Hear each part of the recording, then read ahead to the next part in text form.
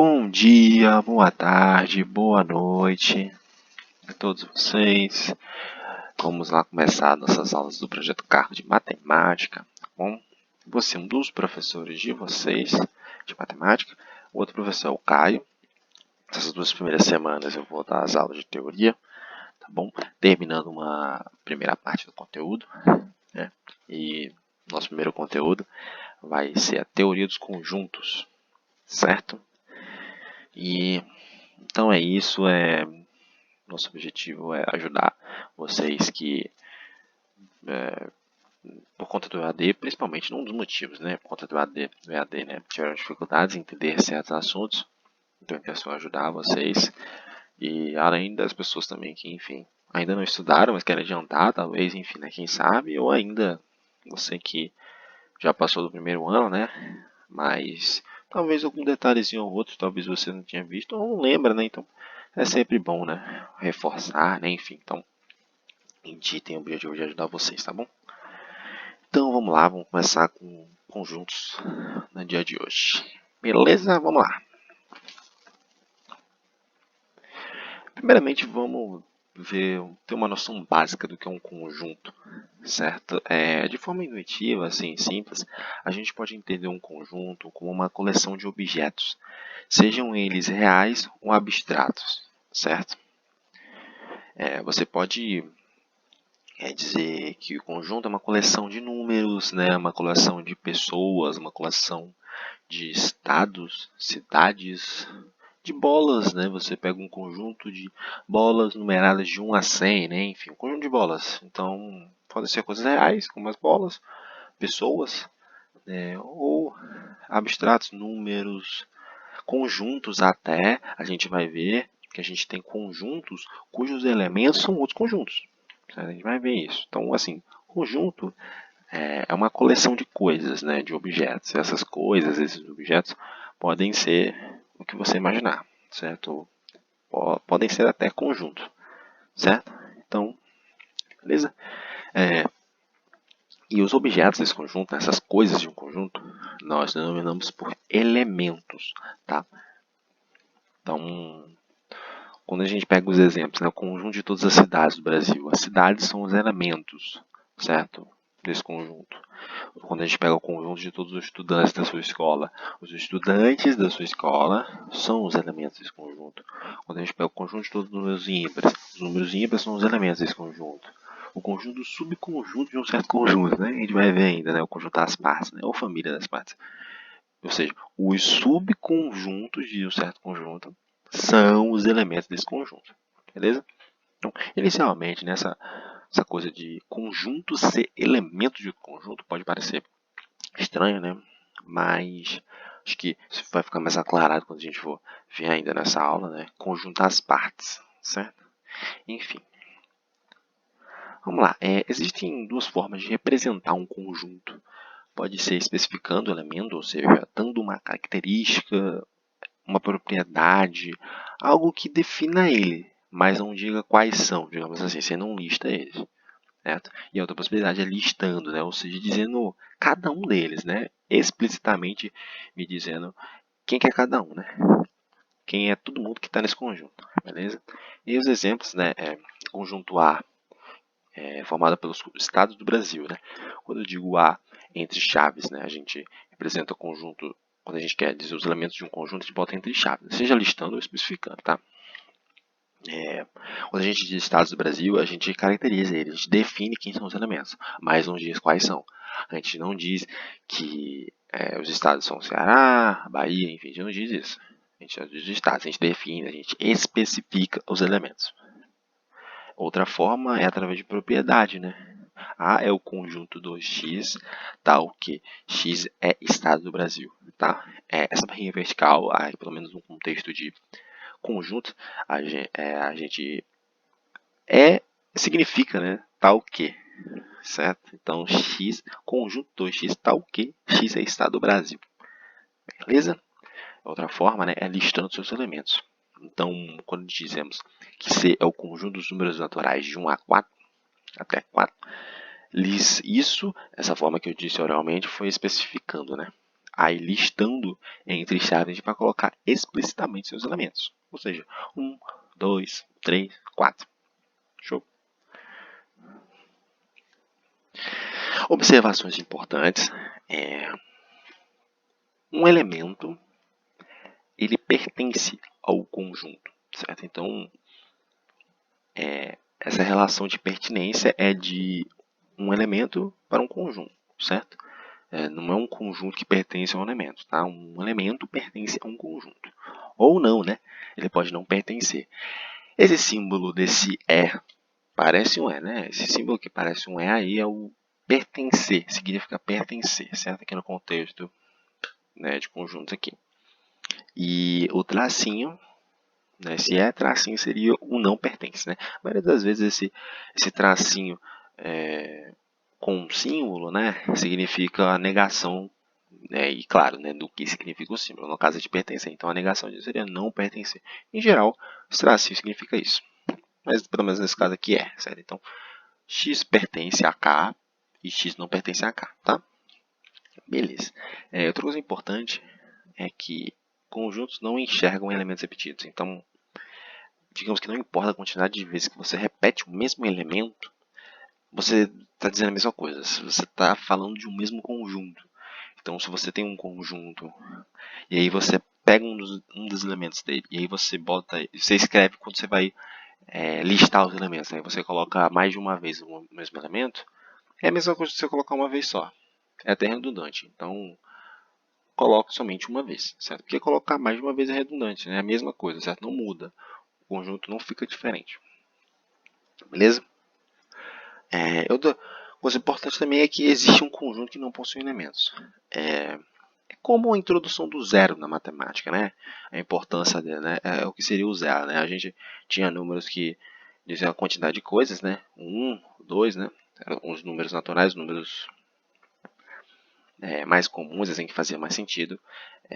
Mas aí você tem o zero, né? Porque você também tem o nada, né? Você também, além de ter uma coisa, você pode ter zero coisas, você pode não ter nada. E a ideia é a mesma aqui para o conjunto que não possui elementos. É o conjunto que tem zero elementos, certo? Então a ideia é mais ou menos a mesma, certo? Então existe esse conjunto. É o conjunto que possui zero elementos, é o conjunto que nós denominamos como conjunto vazio. Beleza? Os exemplos aqui, o conjunto B é formado pelos elementos 1, 4, 9 e 16. E nós podemos dizer que 9 pertence a B, porque 9 é um dos elementos de B. Mas não podemos dizer que 20 pertence a B, 25 pertence a B. Então, nós podemos dizer que 25 não pertence a B. Certo? 25 é outro número, né? Aleatório poderia colocar 34, 36, enfim. Todos eles, né, não estão em B. Não pertencem a B. Certo? Dois conjuntos, né? O C sendo formado pelos números naturais de 1 a 5, só que eu repito o 1 duas vezes, e o D sem repetição, então só os números naturais de 1 a 5. Como eu já disse, os conjuntos não enxergam elementos repetidos, né? Então, quando você lista, né? Aqui os elementos do conjunto têm os seus elementos listados. Quando você lista, colocar um elemento mais uma vez não muda em nada, é a mesma coisa. Certo? Então é redundante escrever C, conjunto C dessa forma. Então escreva D, tá? Da forma que está o D, só uma vez aparecendo cada elemento. Certo? Então os dois conjuntos são iguais, tá? C igual a D, beleza? E como eu tinha dito, um conjunto que não possui elementos, né? Nós representamos o conjunto vazio, eu já disse, né? Nós representamos o conjunto vazio de duas formas. Ou com um O, um zero, enfim, com o tracinho, certo? Seria essa primeira representação. Ou a segunda, onde a gente coloca entre chaves. Só que entre as chaves não tem nada, certo? É muito importante deixar claro que não, quando você quer representar o conjunto vazio, não é para você colocar entre chaves e dentro das chaves você colocar a bolinha com tracinho, certo? O zero com tracinho, enfim, não é para você fazer isso. É para colocar só as chaves e dentro das chaves não pode ter nada, entendeu? Ou você coloca só o zero com tracinho, né? O O com tracinho, enfim. Certo? É um dos dois. A outra possibilidade significa já outra coisa, não é o conjunto vazio em si, certo? E exemplos de conjunto vazio, né, seria o conjunto que eu vou representar a propriedade, né? Especificando, dos inteiros que são ímpares e pares, né? Quais são os inteiros que são ímpares e pares ao mesmo tempo? Não existe, né? Ou um número inteiro é par ou é ímpar, né? São possibilidades que não podem acontecer ao mesmo tempo. Então, concorda comigo que esse conjunto é vazio, né? Não tem nenhum elemento. Não tem ninguém que é ímpar e par ao mesmo tempo. Então, conjunto vazio, beleza? Dos exemplos aí. Aí eu vou falar da igualdade de conjuntos, né? Dois conjuntos eles são iguais se eles tiverem exatamente os mesmos elementos, certo? Um exemplo é o conjunto A, formado pelos inteiros múltiplos de 2, e o conjunto B, dos dois K, tal que K pertence aos inteiros, certo? Eles são iguais, né? Porque a gente sabe de conceitos básicos de divisibilidade, né? Tal, enfim. Aqui é mais aritmética simples aqui, né? A gente sabe que um número ser múltiplo de 2 é ele poder ser escrito da forma 2K, né? 2M, enfim, só para mudar ali o K. O número, para ser múltiplo de 2, ele tem que poder ser escrito da forma 2M, certo? Já que, como ele é múltiplo de 2, ele tem que ter um fator 2, né? Dentro dele, né? Então, por isso 2M. E aí o M é um inteiro qualquer. Que é a mesma coisa que o B está dizendo, né? É um número da forma 2K e o K é um inteiro qualquer. Certo? Então, é a mesma coisa, certo? Quando você agora for listar os elementos de A e for listar os elementos de B, vão dar os mesmos elementos, certo? Não vai ter nenhum cara que só vai estar em A e nenhum cara que vai estar em B. Todo mundo igual, certo? Então, os dois conjuntos são iguais, certo? E né, por isso a gente chega também que conjuntos são diferentes, são distintos quando, né? Quando tem pelo menos um elemento que dentre os dois não pertence a outro. Então, por exemplo, você vai ter pelo menos um elemento que pertence a A, mas não pertence a B. Ou, outro caso, um elemento que pertence a B, mas não pertence ao A. Certo? Então, um elemento que não está nos dois. Beleza? E aí um exemplo. O conjunto C formado pelos elementos 1, 2 e 3. E o conjunto D formado pelos elementos 1 e 2. É fácil de perceber, né, que assim, o 3 pertence ao C, mas o 3 não pertence ao D. 3 não é um elemento de D. Então, tá aí o tal elemento que pertence a um dos dois, mas não pertence a outro. Então, C e D são diferentes, certo? Igualdade de conjunto. Isso aqui é algo importante, certo? A gente dizer, porque principalmente lá na frente, quando a gente for querer mostrar a igualdade de certos conjuntos, isso daqui vai ser fundamental, porque a gente vai usar exatamente isso daqui para mostrar que dois conjuntos são iguais, tá? Então, enfim, quando a gente já estiver mostrando as duas operações, quando estiver mostrando já algumas operações, entre mais de dois conjuntos, quando forem coisas mais complicadas, digamos assim, que você tenha uma operação, né, entre conjuntos que vai gerar um conjunto lá da esquerda, e aí ele pede para tu demonstrar que isso é igual ao lado direito, né, que também é uma outra operação, né, enfim, diferente. Né? Como que você vai mostrar que esses caras são iguais, né, que A é igual a B? Tu vai ter que mostrar o quê? Primeiro passo, tu vai mostrar que o lado esquerdo, digamos, informalmente, tá? O lado esquerdo está contido no lado direito, ou seja, o A está contido no B. E depois vou mostrar que o B está contido no A, que o lado direito está contido no A. Aí, vamos lá. Primeiramente, o que é estar contido, né? Tem que explicar isso, né? Primeiramente, esse símbolo U deitado, ele representa contido, tá? É uma forma pessoal que eu uso para lembrar de... Porque assim, você tem um contido e você tem um contém. O A está contido no B, e isso é a mesma coisa de dizer que B contém o A, tá? Aí, qual que é a forma que eu lembro, né? Que quando você diz o contido em, o contém A, qual é, digamos, para qual lado você tem que colocar a boca do U, né? Certo? E aí eu lembro que a boca do U vai estar virada para o cara que é maior, né? Para o cara, enfim, que contém. certo? Não existe conjunto maior que o outro assim, né? A gente não diz assim, maior que o outro. Pode dizer que ele tem mais elementos que o outro, né? Mas enfim, maior, assim, só para dizer isso, sim, não é informal, tá? Não existe isso, não. Mas aí, enfim, qual a boca está virada, vai ser o maior, vai ser o que, normalmente é o que contém o outro, tá? Então, no caso aí da primeira, da primeira relação que tem, o A está contido no B, ou seja, o B contém o A. Então a boca está voltada para quem? Para o B, que é o que contém o A, certo? E é isso aí. O que é estar contido também, né?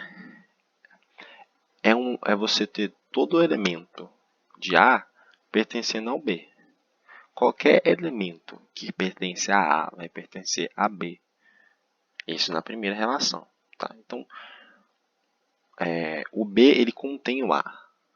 O B ele é informalmente maior ou igual ao A, entende? E na segunda relação, nós temos que o B está contido no A. Ou seja, todo elemento que está em B, ele também está em A. Certo? Então, todo mundo que está em B também está em A. Essa é o que a segunda relação diz. Tá? Então, quando essas duas coisas acontecem simultaneamente, você pode dizer que os dois conjuntos são iguais. E é isso que a gente vai usar, né, quando a gente for mostrar a igualdade de conjunto, certo? Beleza? Então, A igual a B acontece se somente se A está contido em B e B está contido em A. Tá bom? Isso aqui vai ser mais importante, né, para quando a gente for mostrar a igualdade de conjuntos mais lá na frente. Beleza? Eu já estou mostrando aqui para saber como mostrar a igualdade de conjuntos, tá? Então, como eu estou dizendo aqui, para mostrar a igualdade, você deve provar isso, tá bom? Vamos lá, equivalência de conjuntos, né? O que são conjuntos equivalentes, né? Se os elementos puderem ser colocados em correspondência biunívoca, ou seja, em bijeção, né? E o que é, né, a correspondência biunívoca, né? É você poder associar cada elemento de um desses conjuntos a um único elemento do outro. Ou seja, você pega um elemento do A e associa ele a um único do B. E também, cada elemento de um desses conjuntos deve ser associado a um único elemento do outro. Então, vou mostrar aqui um exemplo, fica mais claro, tá?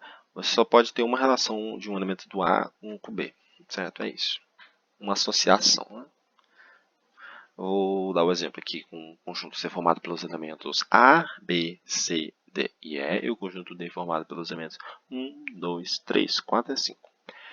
Uma possibilidade de correspondência biunívoca em C e D, que a gente representa com o C e a setinha apontando tanto para C e para D, é esse. Claro que, quer dizer, não precisa, né, desse quadrado, é porque a única opção que tinha para mim colocar esse sinal era dessa forma. De fato, é só a seta apontando para os dois, tá? O símbolo matemático correto. Tá?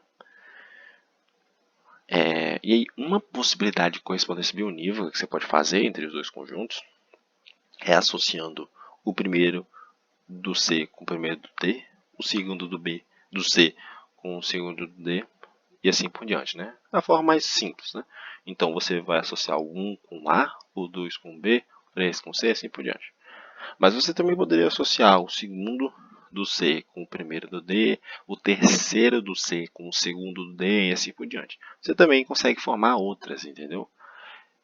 Beleza? Existem outras possibilidades de correspondências bioníveis que você pode formar, tá?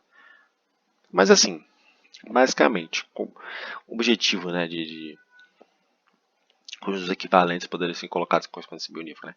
Concorda comigo que se tiverem uma quantidade diferente de elementos, esses caras, né, não dá para colocar em correspondência bionívoca, né? Porque imagina no primeiro caso, né, que C tem um elemento a mais que D. Aí digamos que até o E eu faço a associação. Se eu colocar um F no C, esse F, beleza, ele vai se associar a um do D, né? Só que todos os D já estão associados com um do C, do A ao E. Então eu vou ter que associar o F com alguém que já está associado. Só que aí a gente quebra a segunda regra, né? Cada elemento só pode estar associado a um único. No caso, vai quebrar, porque o 1 do D vai estar associado a 2 do C. Então, se ele tiver a mais, vai acontecer isso. Se ele tiver a menos, é só você pensar que na realidade é análogo, né? Só você pensar que na realidade no início você tinha 6 e aí o D você tira um dele, né? Que ele tem 5, enquanto você tem 6, enfim. É análogo. Então, a conclusão, né? Equivalência, ela acontece se você puder colocar os elementos que você bionívoca, mas isso é a mesma coisa que os dois conjuntos terem a mesma quantidade de elementos. Então, dois conjuntos são equivalentes e somente se tiverem a mesma quantidade de elementos, certo? É isso, tá bom?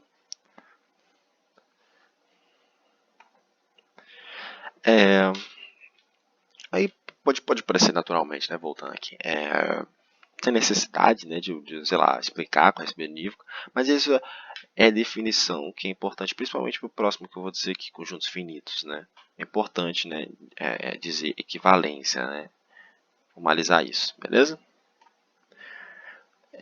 Conjuntos finitos e infinitos, né? Dizemos que um conjunto A é finito se A é vazio ou se A é equivalente a um conjunto na forma 1, 2, 3, né? E aí a gente precisa saber o que é equivalente, né? Como eu já expliquei. Basicamente, é um conjunto que também tem n elementos. Porque um conjunto da forma 1, 2, 3, n tem n elementos, né? Então, você ser equivalente a um conjunto dessa forma significa que você ter n elementos, certo? Então, para algum n natural. Sejam naturais, tá bom? Então, um conjunto ele é finito se ele é vazio ou se ele é equivalente ao conjunto da forma 1, 2, 3 a n para algum n natural. Beleza? E aí, primeiro caso, um conjunto vazio. A gente já disse, né, o que é, né? É um conjunto que tem 0 elementos. E o que é um conjunto equivalente ao conjunto da forma 1, 2, 3 até n? Já disse também, né? Um conjunto que tem n elementos. Outra forma também de dizer é um conjunto que tem cardinalidade n. Tá? Dizer que um conjunto tem cardinalidade n é a mesma coisa de dizer que o conjunto tem n elementos. Certo? Vamos lá. Formas de denotar o número de elementos de um certo conjunto. Você pode dizer que ele tem elementos, você pode dizer que ele tem cardinalidade n, né? Mas como você denota isso? Como você vai dizer isso, né? O símbolo. Quando você quer dizer de um conjunto A, você pode representar isso por, entre aspas, né? Módulo de A. Não é o conceito de módulo, certo? É o mesmo sinal, tá? O mesmo símbolo, tá? Mas não é módulo, tá? É só para simplificar e entender o que é. É um módulo de A, entre aspas, assim. Mas, enfim, é um A entre duas barras, tá? Pode representar isso assim. Ou também hashtag A. Ou ainda N e aí o A entre parênteses, tá? N por conta de quantidade. Não do tipo do N que está aqui à esquerda, né? É azul, de N elementos. Quando eu digo N de A, não estou dizendo que A tem N elementos. Né? O N é de número, certo? Então, o N de A vai aí isso é igual a, enfim, X. E X é a quantidade de elementos que A tem, certo? E também vale para os outros, tá? Tipo, módulo de A, né, sendo igual a X, tem X elementos, então A. Hashtag A igual a X. A tem X elementos, certo? Um exemplo aqui é o conjunto B formado pelos elementos 1, 2, 7 e 8. A gente pode afirmar que o número de elementos de B é igual a 4. Bom, cardinalidade de B é igual a 4. B tem cardinalidade 4, certo? Possibilidades aí de dizer a quantidade de elementos de um conjunto. E além dos conjuntos finitos, temos os infinitos. E conjuntos que não são finitos são ditos infinitos. Tá bom? São os conjuntos que não têm uma quantidade inumerável de elementos.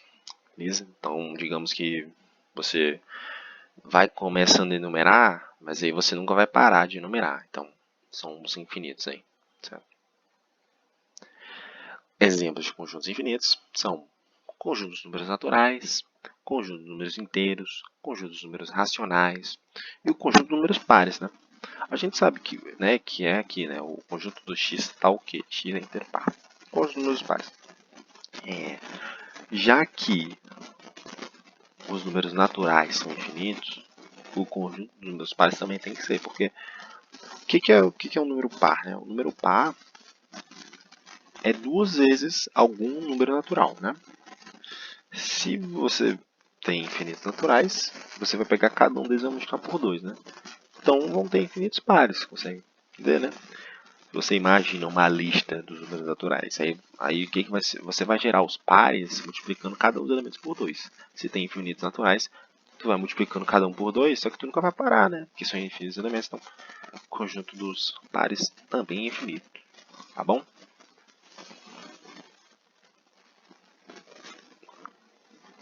Aí, vamos falar do diagrama de Venn agora. É outra forma de representar os conjuntos, certo? Utiliza uma curva simples fechada qualquer. Pode ser um círculo ou uma elipse, por exemplo. Pode ser, enfim, quadrada, né? Como o próprio conjunto universo, certo? Enfim, é uma curva simples fechada. E o conceito de curva simples fechada, enfim, é meio difícil de explicar, mas basicamente uma curva que, digamos, tem uma parte de fora e uma parte de dentro, né? Enfim, que ela de fato você junte. Você pega um fio, né? Por exemplo, aqui bem formal, né? Você pega um fio e você junta o início com o fim, certo? De tal forma que estejam unidos, certo? Para que você, digamos, não tenha um início e um fim, né? Você só tem um dentro e um fora, enfim. Uma curva fechada qualquer, simples, tá? É uma forma mais simples, mais intuitiva de representar conjuntos, certo? Principalmente para caso quando a gente trabalha com um, com dois, até três conjuntos, ela é muito boa, certo? Para algumas questões ela facilita, né? Realmente a ideia é facilitar o diagrama, tá? Parte de quatro conjuntos, em geral, já não fica muito legal, né? Ao menos se você já souber figuras que fiquem legais. Por quê? Porque a partir de quatro conjuntos, você já tem muitas operações possíveis. Então, assim, você tem muitas posições que você não pode desconsiderar, porque elas podem existir, sabe? Então, assim, já fica mais complicado. Esse é o fato. Já fica complicado de tu desenhar uma figura que fique certa, né? Que abrange todas as possibilidades que você tem entre os três conjuntos. Então, a partir de quatro conjuntos, é bom que você já conheça alguma forma que fique bom. Porque se você não conhecer, assim, já fica ruim, certo? Já são desenhos mais difíceis, mais rebuscados, digamos assim, certo? Basicamente isso. Já não é qualquer desenho que vai dar certo, né? Enfim, não é tão simples você coloca quatro círculos de qualquer forma. Então, a partir de quatro conjuntos já vale a pena usar mais a notação, digamos, formal nos conjuntos, né? Tipo, anteriormente a gente tinha hashtag A, né? O módulo de A, né? O A entre barras, né? Já vale a pena trabalhar com essa forma em vez do diagrama, né? Porque o diagrama serve, digamos, para substituir, né? Você, ao invés de usar, né, aí o A entre barras, aí B entre barras, aí você ficar fazendo um monte de, digamos, soma de números, de elementos, né, de conjuntos, né? Digamos que é uma sopa de letras, aí você usa o diagrama, né? Facilitar. Mas a partir de quatro conjuntos, né, em geral, já vale a pena fazer isso, né? Já fica pior. Mas enfim, isso aí fica a cargo de vocês e a gente vai vendo quando vale a pena ou não, beleza? E aí um exemplo de diagrama de Venn é quando você pegar um conjunto aqui, qualquer C, que é formado pelos elementos 1, 2, 3 e 4. E aí esse conjunto C pode ser representado no diagrama como um círculo, né, uma curva fechada, simples. É um círculo e aí eu vou colocar 1, 2, 3 e 4, ou separados com vírgula, ou separados em pontos, né? Então pode ficar essas duas formas aí que estão aí. Beleza? A esquerda com vírgula, a direita com os pontos, certo? O importante é que você pode, você liste os elementos, certo? Mas aqui no caso, né, eu estou listando, né, mas também é possível você botar só a quantidade de elementos que você tem ali, certo? O diagrama não é algo formal, né?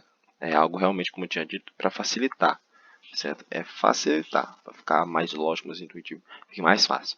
Então, você também pode colocar dentro de uma certa região, no caso do C aqui, por exemplo, você pode colocar só 4. E o 4 representaria a quantidade de elementos que tem dentro dessa curva, né? Dentro desse conjunto C. Né? As curvas representam os conjuntos, lembre disso. Então, dentro do C, você tem 4 elementos. Certo? Então, pode ser tanto botando, listando os elementos, né? Ou botando a quantidade. Né? Vamos lá, agora vamos apresentar uma das operações entre conjuntos, certo? Entre dois, no caso. A primeira é a intersecção entre conjuntos, tá? O conjunto de intersecção é o conjunto formado pelos elementos comuns de dois conjuntos quaisquer, x e y. Então, nós definimos x interseção y e é um U deitado, tá? É o símbolo de intersecção. Ele é o conjunto dos A's, tal que A pertence a x e A pertence a y. E, deixando bem claro, esse A, ele poderia ser uma letra qualquer, tá? Então, assim, nos conjuntos anteriores eu coloquei x, né? X tal que x, né? Mas assim, eu só coloquei o x para não ter 2x, né? Porque eu já coloquei x maiúsculo como conjunto. É só para não ficar assim, eu botei um A, mas assim, poderia ser um B, tal que B, né? Poderia ser qualquer letra, tá? Beleza? Isso não interfere. E além disso, outra coisa, em geral, nós denotamos letras minúsculas para elementos e letras maiúsculas para conjuntos, né? Assim como está aí no caso aí, tá? Essa letra minúscula do A, tal que A seria minúscula, né? Então, por isso um elemento pertence a X, tal X, Y maiúsculo, tá? Os conjuntos, né? Em um exemplo aqui, o X é composto pelos elementos 1, 8, 27, 64 e o Y composto pelos elementos 1, 2, 4 e 8. Né? Então, o conjunto de interseção, o que ele é? Quanto que ele é? Né? Quem é o conjunto de interseção? Né? Melhor dizendo, é o conjunto formado pelos elementos que estão nos dois, que estão em X e estão em Y. Pelos elementos comuns dos dois. Quem está em X e quem está em Y ao mesmo tempo? O 1, ele está tanto em X quanto em Y. O 2 está? Não. O 8 está? Não. O 27 está? Não.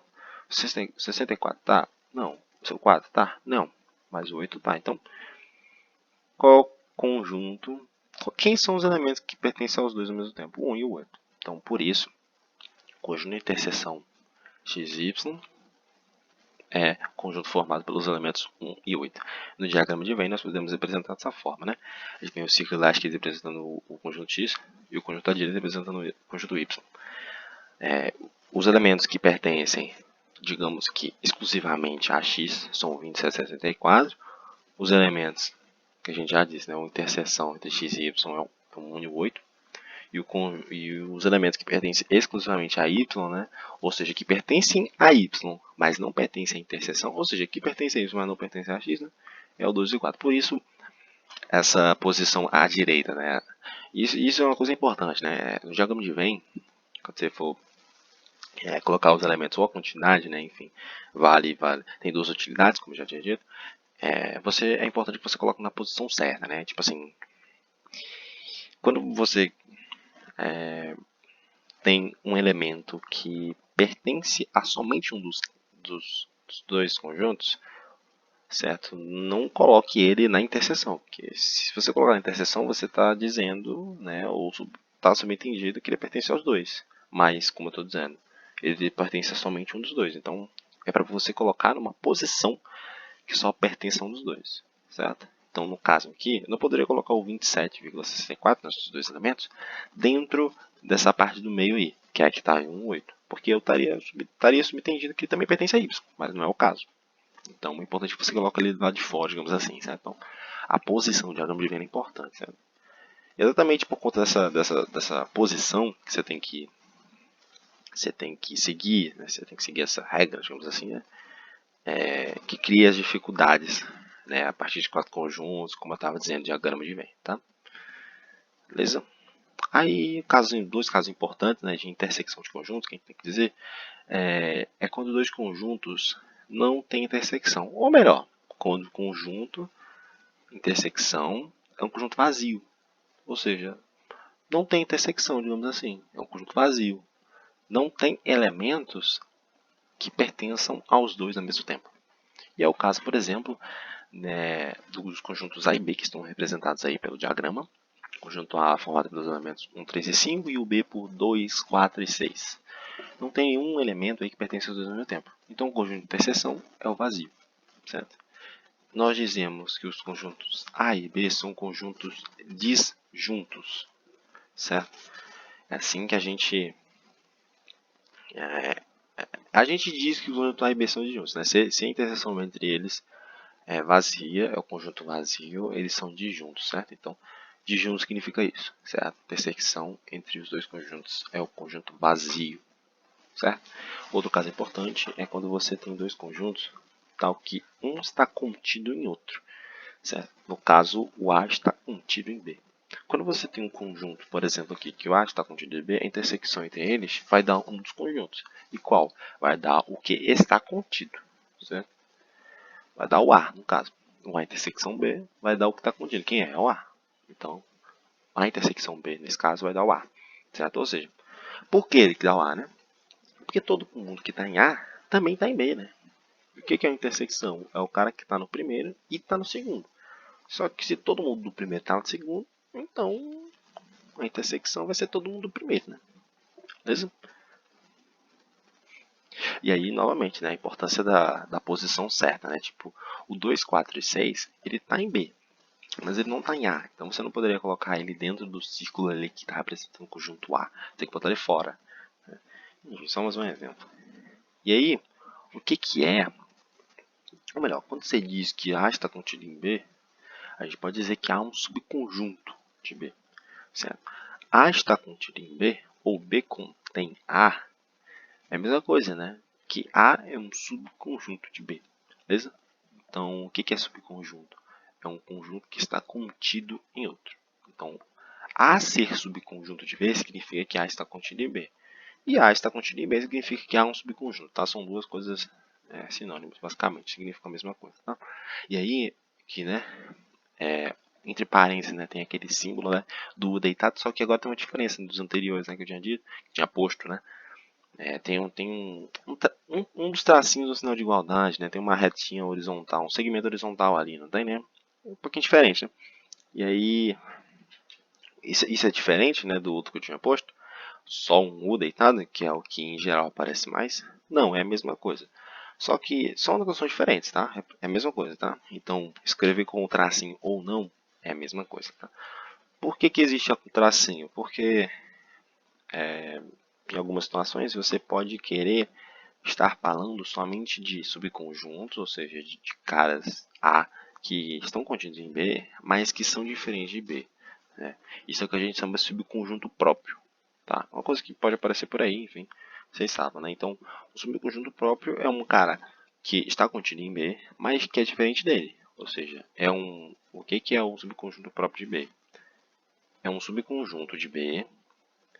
É tipo, você é qualquer um de todos os subconjuntos de B, tirando o próprio B. Por quê? Porque um elemento, o conjunto B, ele também é um subconjunto de B, né? Porque qualquer conjunto está contido nele mesmo, né? Isso é uma das propriedades, certo? Então, um conjunto B está contido em B, certo? Um certo conjunto está contido nele mesmo, beleza? Porque, como a gente já disse, né, definiu, o que é estar contido, né? É pertencer ao primeiro e pertencer ao segundo, né? Então, então assim, a partir disso tem como ver que você tem um conjunto X, ele está contido em X, porque ele pertence ao X e também pertence ao X, né? É a mesma coisa, né? É até redundante, então, beleza? Então, por isso que tem essa anotação com um segmento horizontal ali embaixo. Aí por quê, né? Porque quando você coloca com o sinalzinho com o segmento, né, horizontal ali dessa forma, beleza, é a mesma coisa do A contínuo em B. Mas agora quando você coloca esse U deitado, só que o segmento agora está com um tracinho, aí você está falando do subconjunto próprio. Ou seja, ele está contido em B, mas sem contar a igualdade, né? Sem contar no caso em que o A é o próprio B, certo? E aí, por isso que tem essa segunda notação, né?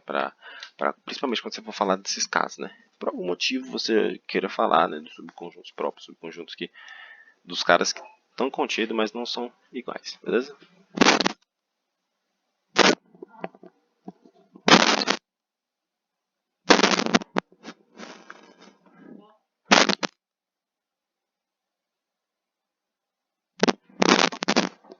Vamos lá, mostrar um axioma aqui. Dados dois conjuntos A e B, há um axioma da teoria dos conjuntos que uma das duas possibilidades é ser que ocorre. O B está contido em A, ou o B não está contido em A. Isso faz sentido, né? Porque Você pega dois conjuntos, né? Ou ele está contido no outro, ou ele não está contido, certo? Mas isso é um axioma, é uma verdade que é assumida como verdade, tá? É uma afirmação, perdão, dizendo que é assumida como verdade, tá? Não tem como provar ela, a gente só assume que é verdade, né? Digamos que é algo que se nota como verdade, algo que intuitivamente é verdade, mas não dá pra provar, tá? Só assume. E é isso aí.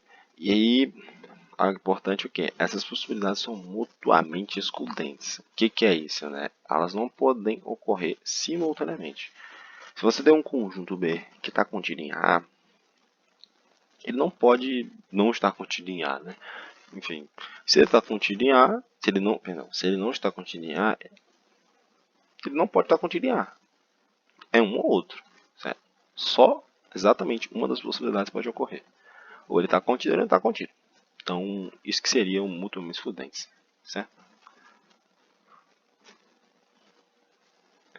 E a partir disso, a gente vai demonstrar que para o conjunto A, o conjunto vazio, que é que a gente tinha dito, é o conjunto que não possui elementos, né, que tem zero elementos, ele está contido em A. Tá? A demonstração é que a partir do axioma, a gente tem o que? Né, fazendo o B igual ao vazio, né, basicamente. A gente tem o que? Que o vazio está contido em A, ou o vazio não está contido em A, certo? Nosso axioma. Para que a segunda possibilidade ocorra, tem que existir um x que pertence ao vazio e não pertence ao A, pela definição de continência, né? de estar contido. Né? Então, ou melhor, só que um x que pertence ao vazio, não tem ninguém, né? Não tem nenhum elemento. E aí ele ainda não pertence ao A, só que tem um problema, né? Como eu disse, vazio não possui elemento.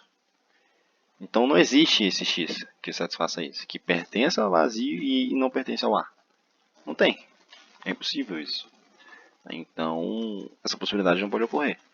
Se a segunda possibilidade ocorrer e você tem duas, a primeira possibilidade tem que acontecer. Então, o vazio ele está contido no ar. Certo? Então, tá aí a prova a partir do axioma. Beleza? Em geral, na matemática é assim, né? Você, no início, né, de cada teoria, você tem alguns axiomas e a partir desses axiomas é que você vai conseguir demonstrar as coisas, né? Beleza? Vamos lá, o nosso último tópico de hoje. Família das partes, né? Como eu já tinha dito que ia comentar, né? Que é o que? É o conjunto que é formado por outros conjuntos. Pode parecer estranho, de fato é inicialmente, mas espero que com o tempo isso fique melhor, fique mais claro, fique mais comum, certo? Se trabalhar. Como eu tinha dito, um conjunto é uma coleção de coisas. Essas coisas podem ser o que você quiser, até mesmo conjuntos. Então, você pode ter conjunto formado por conjunto, conjunto dentro de conjunto. Né? Enfim, vamos lá. Então, o que seria a família das partes de um conjunto, o conjunto das partes de um conjunto? Certo? É a mesma coisa. Seriam os elementos de um conjunto sendo o subconjunto deles, certo? Como eu já disse, elementos de conjunto podem ser conjuntos, é o que ocorre, por exemplo, aqui, ó. Conjunto A, por exemplo, sendo formado pelos elementos. Aí vamos lá, qual que é o primeiro elemento de A? É o conjunto formado pelos elementos 1 e 2. Qual que é o segundo elemento de A? É o conjunto formado pelos elementos 1 e 3. Qual que é o terceiro elemento de A? É o conjunto formado pelos elementos 2 e 3. Beleza? Então, a primeira chaves, né? Digamos, as chaves dos extremos, né? Representariam o conjunto A, ou seja, tudo que está dentro é elemento. Só que, por sua vez, tem elemento que é conjunto, ou seja, também vai estar entre chaves, entendeu? Espero que tenha ficado claro isso aí. E quando você tem esse conjunto cujos elementos são outros conjuntos, né? A gente geralmente denomina como família. Por isso que é a família das partes de um conjunto. Né? Conjunto das partes é a mesma coisa, porque uma família é um conjunto, mas nem todo conjunto é uma família, né? Entende? Então, uma família é quando os elementos de um conjunto são conjuntos. Então, por isso família das partes, porque a gente vai ver que a família das partes, né, o conjunto, ele é formado pelos conjuntos. Então, é possível chamar ele de família. Mas também de conjunto, porque não deixa de ser um conjunto. Né? Uma família é um conjunto. Né? E um caso especial de família é o que a gente vai estudar agora. quando a gente considera um conjunto A, e a partir dele a gente forma a família, a gente pega o conjunto cujos elementos são um subconjunto de A, todos eles. Ou seja, cujos elementos são todos os caras que estão contidos em A. Ou seja, vou dizer aqui o P de A, né? Não vou dizer, mas a gente denota essa família por P de A, certo? O conjunto, a família das partes de um conjunto. P de A, P de partes, tá? Por conta disso, aí P de A. E dizemos que se trata da família de partes, né? De A. E aí que a gente conclui que P de A o que é? É o conjunto dos conjuntos B, tal que B está contido em A. Ou seja, que B é subconjunto de A. Beleza? Então é isso que é a família das partes. Show de bola? E aí, um exemplo aqui é um conjunto A sendo formado pelos elementos 1, 2 e 3. E aí o conjunto das partes dele qual que é? Os elementos desse conjunto das partes, ou da família das partes, são todos os subconjuntos deles. Ou seja, são todos os conjuntos que estão contidos nele. O conjunto vazio a gente já viu, certo? Pelo axioma, a gente até demonstrou que o conjunto vazio está contido em qualquer conjunto. Então ele é um subconjunto, por isso que ele é o primeiro aí. E aí vamos para os conjuntos de um elemento só. 1, né? Porque o 1 está contido em A. O conjunto formado pelo elemento 1 está contido em A. O A contém ele. O 2, o 3, enfim, o conjunto formado pelos elementos 1 e 2 também está contido no A, certo? E assim por diante, até chegar no conjunto de 3 elementos, que é o próprio A. Como a gente já viu, já discutiu, um conjunto é subconjunto dele próprio, já que se você pegar qualquer x do primeiro, né, ele também pertence ao segundo, né, como eu disse, a relação de continência, né, de estar contido, né, o A estar contido em B significa que x pertence a A e x pertence a B. Então, beleza? Todo x que pertence a A pertence a B, né? Essa é a relação de continência, né? Se A está contido em B, significa que todo x pertencente a A também pertence a B, certo? E é o que acontece no caso em que são iguais, né? Então, o conjunto e subconjunto dele mesmo, a gente termina com ele, né? E outra coisa importante, né? Você não precisa colocar nessa ordem, né? Digamos nessa ordem específica, né? Você não precisa colocar nessa ordem de crescente de elementos, né? Esse conjunto não precisa, não muda. Eu também até esqueci, mas uma observação dos conjuntos é que não importa a ordem que você lista os elementos, certo? Não importa a ordem nem a quantidade de vezes que você bota o mesmo, né? Beleza? Então, não importa isso.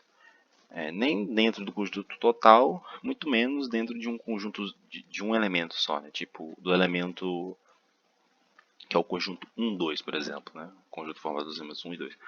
Se você colocar 2, 1, mesma coisa, certo? E ainda mais pro todo, né? Porque você tem conjunto dentro de conjunto, por isso que eu estou dizendo do todo, beleza? Então tá aí. E sobre a quantidade, isso aí a gente vai ver depois, assim, nos nossos capítulos, mas é natural perceber que quando vai crescendo A, mais quantidade de conjuntos você vai conseguindo formar, certo? Mais quantidade de conjuntos você vai conseguindo formar. Se você adicionar um elemental A, todo mundo que está aqui já vai ser subconjunto. Aí você vai adicionar mais alguns, certo? Então é crescente, né? Você concorda comigo? É crescente essa quantidade, o número de elementos da família das partes, né? E a quantidade, né, para quantificar ela, isso aí a gente ainda vai ver. Bom, e outro caso aqui, por exemplo, é o conjunto vazio. Ele não possui elementos, então só o único subconjunto é ele mesmo. Beleza? Ele não tem elementos, então não tem como formar, digamos assim, formar elementos conjuntos com zero elementos, com um, eu só tenho com zero. Então, o conjunto das partes do conjunto vazio é o conjunto. Aí quais os elementos desse conjunto? Vazio só. Ou seja, aqui novamente, é um conjunto cujo elemento é o conjunto. Certo? Conjunto cujo elemento é o conjunto vazio. Aí uma observação muito importante, certo? Aqui é algo que tem que tomar muito cuidado e que pode causar dúvidas, é bem natural. Mas na observação da primeira linha, são duas coisas diferentes que tem ali, tá? No lado esquerdo a gente tem o conjunto vazio e no lado direito a gente tem o conjunto cujo elemento é o conjunto vazio. Ou seja, o lado direito é o conjunto que tem como elemento um outro conjunto. O lado esquerdo é só um conjunto. Então são coisas diferentes, tá?